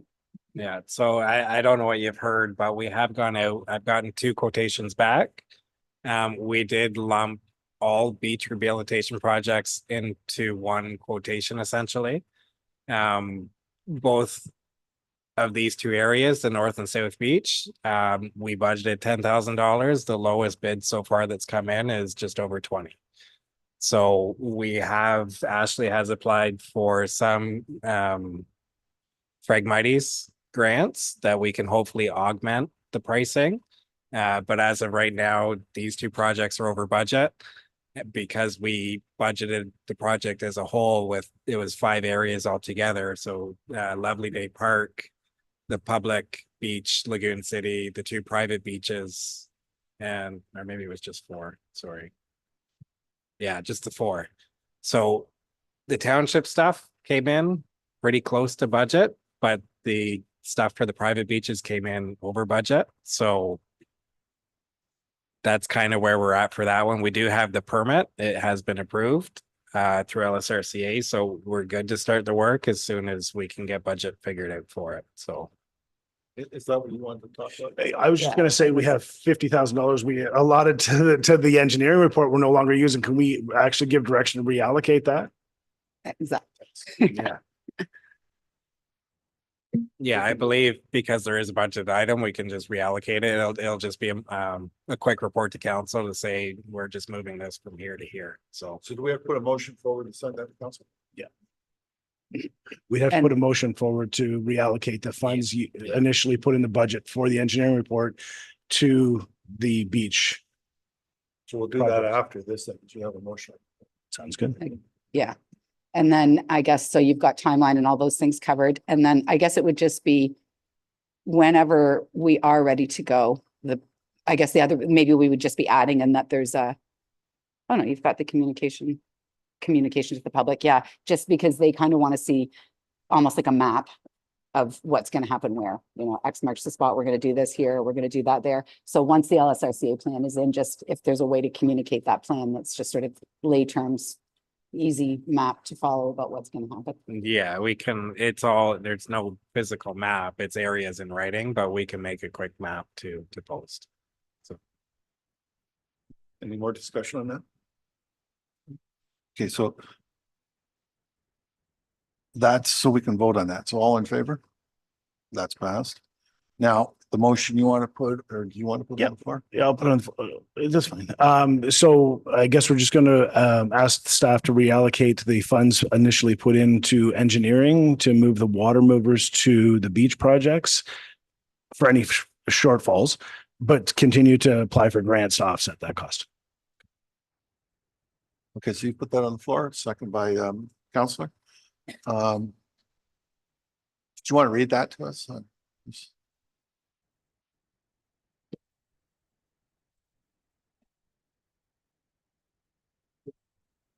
Turn your mic on, Amber, sorry. Sorry, could you repeat yourself? Sure, yeah.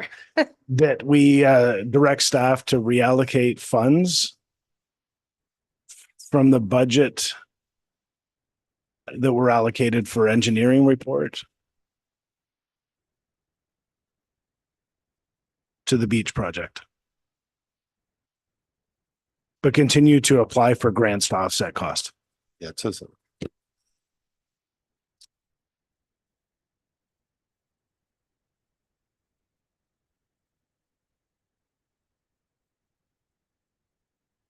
Do you want to read it, Alvin, or just? It's exactly what he said. Okay, sorry for doing that to you. I know it's not nice to do this many motions on you. It's her first day doing this, so thank you very much, Amber. or not doing this, but working with us. Okay, so the other thing we need to do is go to new business.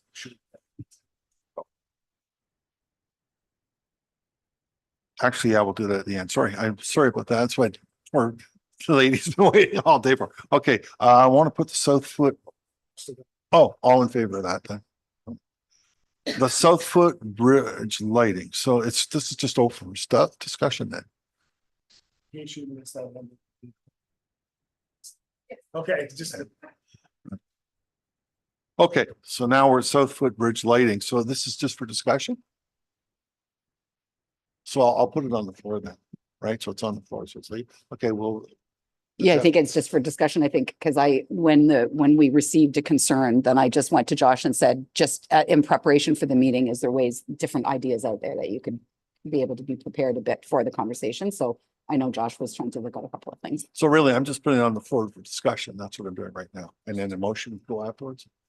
Okay, so sure, our councilor's putting it on the floor, second by Commissioner Shoesmith. So I guess you brought it.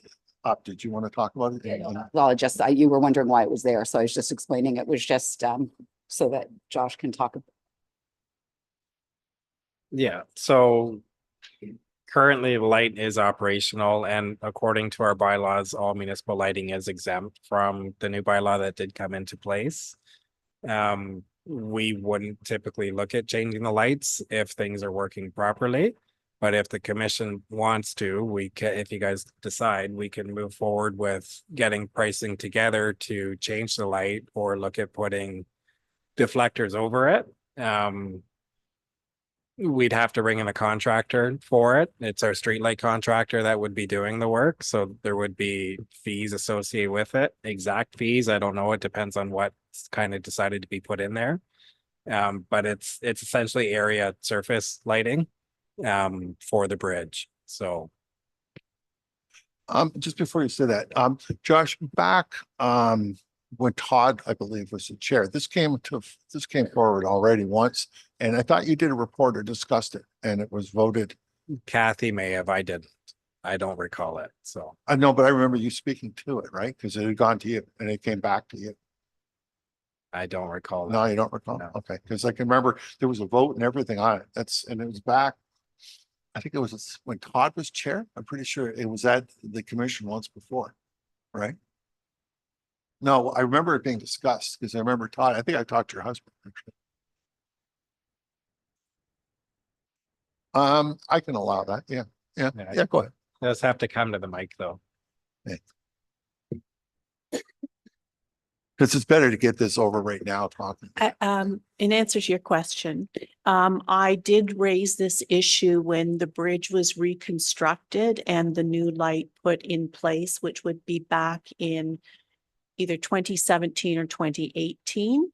And I did raise a concern with the deputy clerk at the time, which was Kathy Wayman, and no action was taken to my knowledge because the light is still in place and it is still directing directly into our home. I remember the discussion though. We talked and we voted on it. I remember Josh speaking and everything. Like I remember the whole discussion. I don't think it was after the bridge. I think those lights, ever since I was a commissioner 10 years ago, we had a problem with those lights. And I was told they were working, then I was told they weren't working. This is before you even moved in, and it went back and forth. And I think somebody was cutting the wires. That's what went on. That was what was getting so. And it's not you because you hadn't moved in yet. But I remember that whole discussion, and we went back and forth. We spent a lot of money fixing the lights and then fixing them again, and so on and so forth. So I'm just wondering though if we still had that report. So obviously we don't then because nobody knows about it. I'd have to dig through the old agendas to see if there was. I don't recall it. Right. But I think now with the discussion and what Mary Ann has said, we're probably going to ask for a staff report to come back telling us what we can do and what we can't do, right? That's what we'll do. And that to me is the best way of handling it right now, right? Okay, and that'll be up to you guys, right? But let's discuss it or we can, Okay, thanks, Mary Ann. Yeah, that was all my only comment is there are concerns. There are valid concerns. I think we probably, even if there's a report, we should have an updated report that's modern.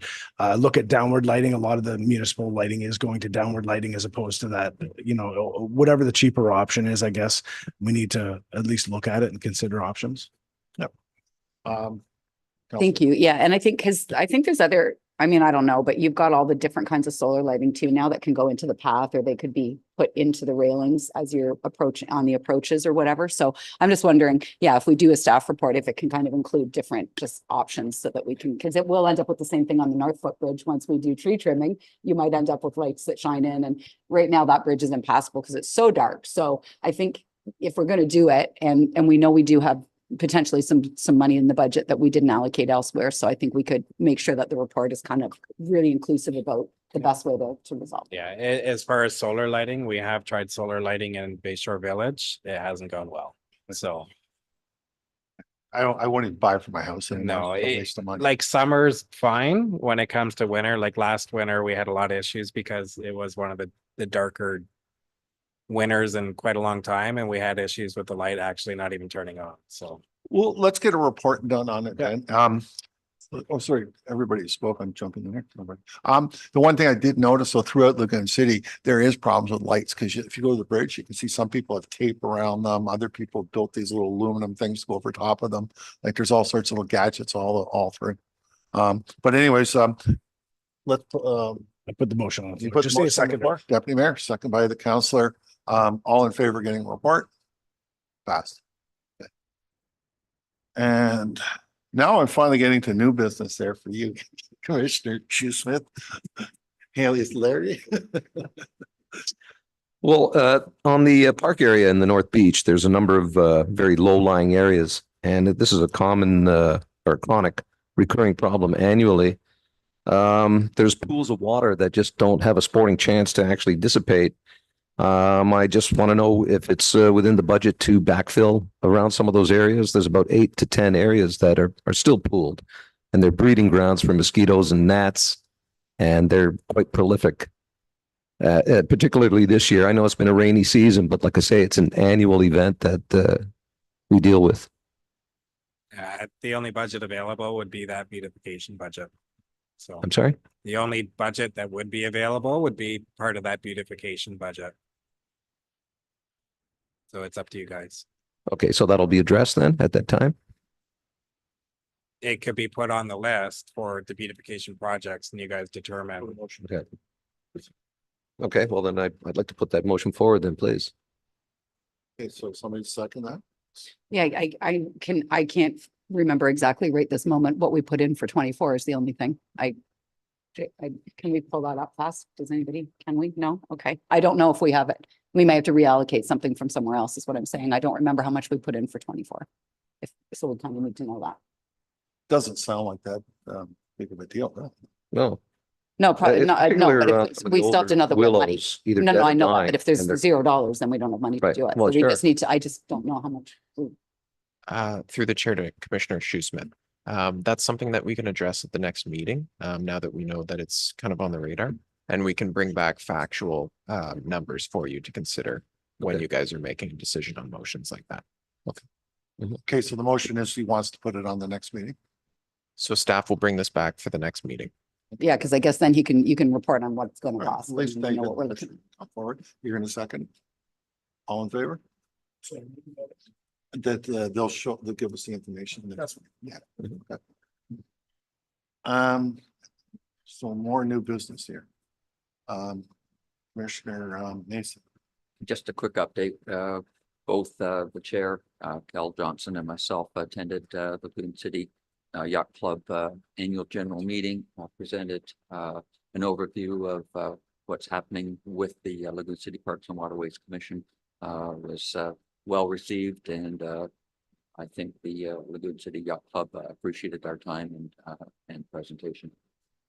Yeah, Commissioner Mason did an excellent job. A very good speech. It was well done and it was well received. Okay. Thank you. I didn't know. I find somebody else. I didn't know if Greg wanted to talk about the beach party and he just said no. Do you want to talk about where we're at or do you want me to do it? So I want to just say that I showed you guys the kind of near to the end version of the poster. And then in the interim, I went back and forth with Ashley as well too, from the township perspective, just to make sure. So it's all good for print. So I just want to say, the beach party is happening. Greg has done an amazing job of arranging all the bits and pieces. And invitations will be being delivered to doors in the settlement area. So. Can that poster be electronically distributed as of now?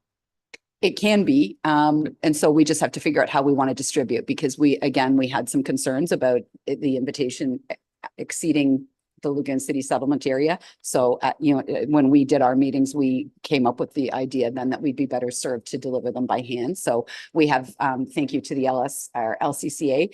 We have volunteers who will go out and do the hand deliveries. It will go into the LCCA newsletter. It will go up on the LCCA sign. And so we can distribute it other ways. I don't know how else. And of course, it's Well, going I'm to go just to saying the for Marina condos, Inn. for example, they can, insert it in their newsletters. their Yeah, monthly absolutely. Newsletter. Yeah. Okay, good. Yeah, Thanks. I'll send back the final version now that Ashley and I've kind of finished the other pieces of it. You don't have a lot of time left. It's coming up pretty quickly. A little over a month. Yeah. Yeah, we're okay. We're good? set. So woohoo, party on the beach. Do you have anything? Do you have anything else, Commissioner? You got? Oh, sorry, Jacob. So through you, it was requested earlier in the meeting that we look into some legal costs in terms of where money has been spent. So our CAO was able to get us some information on that quickly. But he had to leave for another meeting, so I'll just run through it quickly. Some of the information that he dug up was that shore wall bylaw costs have been charged to Lagoon City Parks and Waterway GLs in the past. But it looks like there hasn't been much in legal fees since 2021. So in the past 3 budget years, we haven't really been spending any money on this in terms of Lagoon City budget. Okay. That's why you didn't find it, because we haven't really spent it. In the last few years, right? But we had the bigger conversation about what has been charged to who coming in a different report. So I'm sure that'll get covered in that larger report. Yeah, I'll double back with Zach and make sure that he knows that that's something on the radar. Also doubling back on the unfinished business item of requesting that equipment legal opinion, so that's something that you'll have to make a motion for at this time. Okay, Yeah, so that was my new business. So whenever, but I don't know if anybody else has new business. we're just about to adjourn, so, okay, you gotta go then, right? Okay. We can still do the new business. We can Keith do- has already we can do heard one. what I was going to say. Yeah. There'll still be quorum. We don't, yeah, we got enough people, you're all right. Okay, all right. I don't know if this goes out to Zach or Josh. As far as the accessibility to the electrical outlets in that food kiosk on the South Beach. Can we test that outlet or know what its capacity is? I don't want to get into some sort of electrical problems once we're setting up and ready to go come the beach party time. Testing capacity, I'd have to bring in an electrician to test and see if they work. We Well, can I mean, do what is it that. rated at? Is it 30 amp outlet? Or? Everything's probably 15 amp in there, other than what may be the fridge or the freezer. That's probably a 20 amp. Mhm. But everything else in there is I can double check, but it's most likely. Well, the building 15 itself amp. has the capacity at least. For a fridge and a freezer, yes. Right. So it'll accommodate amplifiers, for example. It Good talk. should. I don't know what kind of amplifiers you're little- talking about, but yes. Okay. All right. But can we, are they on and available? I mean, there's no interruptions in that service. No, hasn't been it disconnected? hasn't been turned on or tested because there's nobody in there. We'll Right. have But that to- building hasn't been used in such a long period of time. I want to at least be sure that it's pending, like it's available. Yeah, Okay. we can look at it, see if the outlets work. Okay. It was running about 4 years ago. I think it's the last. That's time a long we had time. something. Yeah. So we're in it 2 years ago. Oh, Yeah. But were they using power in there? Oh, yeah. Yeah, they had ice A cream hot in dog that. Roller or something? No, they had ice cream, so they would have been Okay, using yeah. the I think the freezer. power runs into the water treatment. plant. Yeah, the power comes from the water treatment. Yeah. Oh, okay. Okay, you have one last? or- Yeah, so the last item is I have requested, sorry. Since we're directing staff to test the electrical outlets, I think it's best that we motion that. So before we move on to this item, let's create a motion that staff Oh, are okay. to Well, the investigate motion, this. You want to put that on the floor, that staff test the outlets before the party? Sure. Just for security and surety. Yeah, so say Yeah. that. So a motion to test the power outlets at the kiosk. I've seconded it. Commissioner Mason. Any discussion? Alrighty, all in favor? That's passed. Got it? Okay. Okay, so the new business relates to conversations where my understanding was that there had been a staff report created. I have since spoken with the CAO and I believe that there's not been a staff report created, but rather there was conversation where Josh, you were invited up to Lake St. John at some point to talk about potentially taking the harvesters from Lagoon City and reallocating them for use. So I want to, and then whether that happened or not is not really kind of germane to this, but what that caused me to do is question how if the water movers could be moved. And when I spoke with the CAO about this, his feeling was initially, well, no, they couldn't because they were purchased by Lagoon City's residents, to which I said, who owns them? And they're owned by the Township of Ramara. So there really is no protection for the residents of Lagoon City that says we can't take your water movers elsewhere. Okay, let me go back. You're saying water movers. You're talking. Harvesters. I'm sorry, I got water movers on the brain. Apologies. Okay. Yeah, the harvesters. So, and all its related equipment. So the conveyors and whatever, the barge, I guess. So I guess, what I'm looking for, and that was the thing that I wanted to be able to ask, Mr. Ewart about, was just what are the legal implications of the fact that the equipment has been purchased by levy paying properties, but we don't own the equipment we purchased. So, then I think there were just, I mean, I don't know, but this would be the time to explore it. So I know we've had different questions in the past about that, like the ownership piece. So I know that the township owns the beaches ultimately, and we're just a management board as far as the Parks and Waterways Commission is concerned. But it is interesting because, again, we're at an $862 levy. So there is a concern that the residents want to know that the equipment they purchased can't. So the question you have, be removed. you have here now is we want to put towards the lawyer. Yeah, that, exactly. So Amber Jacob puts forward, right? So we need to have, I guess if there's other questions in that vein for the lawyer, we would probably need those to be inside this motion. Right. So that we can give direction. So let's make it as general as possible so we can answer the questions. Yeah, yeah. Through you. So currently what we have here is that staff coordinator report from the township solicitor to define the ownership of equipment such as, and I think we need to be listing what types of equipment he's reporting on. I would put all Parks and Waterways equipment. And then, paid for. yeah, Because we have a truck that's included in all this too, do we not? Yeah, there's an agreement with the truck though. Yeah. So, Yeah. yes. But I would just cover that. That would cover everything then, right? and then I guess if I don't know if there's other specific questions that we would like for to be there, because I think if we're going to ask questions, we should do it once, not repeatedly, right? If he's going to prepare. Would this be this would be an open meeting, or would this be a what do they call it? A teaching, or like how would we be doing this with the lawyer? Because I don't see why it wouldn't be open, right? I think it would be open. It's the Yeah. residents' equipment. Yeah, that people know. Yeah. We're going to invite him back to the next meeting so that he can address these questions. So I think once we have that report, then you guys are able to have him in person again. Yeah, it's Yeah. just we have other questions potentially. So if you're going to only ask him to answer that, then we will, if we have more questions, I'm just saying now would be the time, right? If you want to expand the motion is what I'm saying. So I just don't know. Well, he could explain the act to us too, how the act works. And I think that would work well, so everybody would understand how the act works. Because Yeah. I've heard it before, but I think it's been in closed sessions for, different other things. Yeah, and I think I agree with you, Cal. I think what we're getting at here is it's residents who are trying to understand what the act means and how it can be applied. And I guess what we would say is we're not going to be talking about obviously litigation matters. Those do have to be in closed session, right? So it's just, these are the things that we can, other kinds of questions that we want to ask. So just to clarify, you guys are looking for some kind of presentation on Bill PR 11. That's the bill. Well, that- a discussion with that, because that would tie into the machines and where they go and who's paid for it. I think that would tie into everything, like all the questions, and being an open forum like that, we have a little more latitude than when we're in a closed session. So we can talk, and you could go a little bit off base or talk about it later again, right? And I think it's just necessary right now.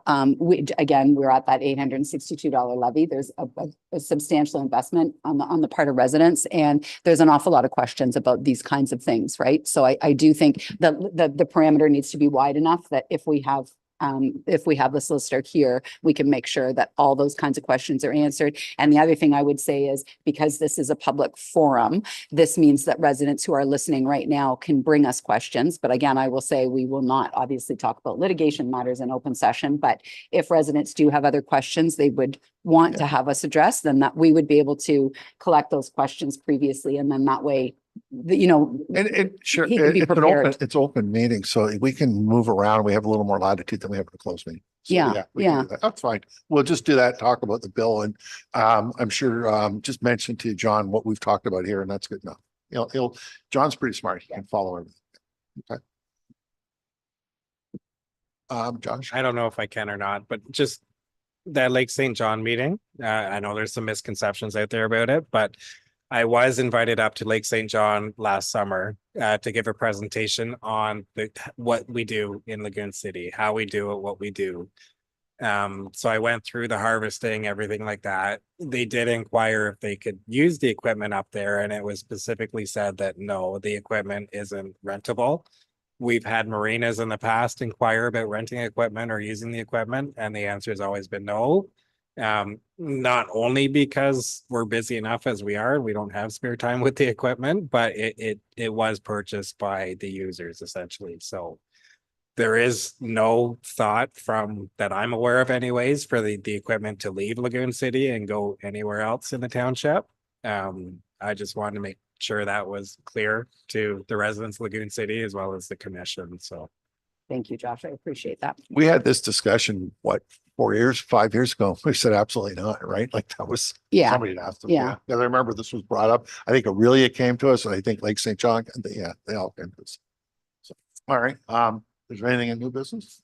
Just if Amber can sorry, read us we that motion so that. Yeah, I'm sorry. Yep. So just to clarify this motion, that's staff coordinator report from the township solicitor to address Bill PR 11, and in addition, define the ownership of all parks and waterways equipment. That's good. Yeah. Mover and You guys seconder. all right with that? Good.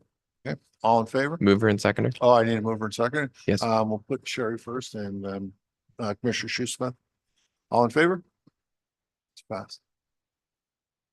Okay, I think I'm in adjournment now. There's nothing else? No?